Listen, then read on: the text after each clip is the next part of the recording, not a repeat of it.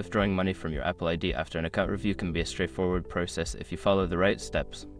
Here is a simple guide to help you through it. Step 1. Access your Apple ID account. Log into your Apple ID account using your Apple ID and password. You can do this through the Apple website or the Settings app on your device. Step 2. Navigate to Payment and Shipping. Once logged in, find the Payment and Shipping section in your account settings. This area contains all your payment information and balance details. Step 3. Check your balance. Look for your Apple ID balance to ensure you have funds available for withdrawal. If your balance is 0 or negative, you will not be able to withdraw money. Step 4. Select Withdrawal option. If your balance is sufficient, locate the option to withdraw funds. This may be labeled as withdraw or transfer funds depending on the interface you are using. Step 5. Follow withdrawal instructions.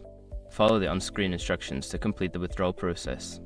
You may need to select a payment method, such as a bank account or PayPal, to receive your funds. After completing these steps, your withdrawal request should be processed. Keep an eye on your chosen payment method for the funds to appear.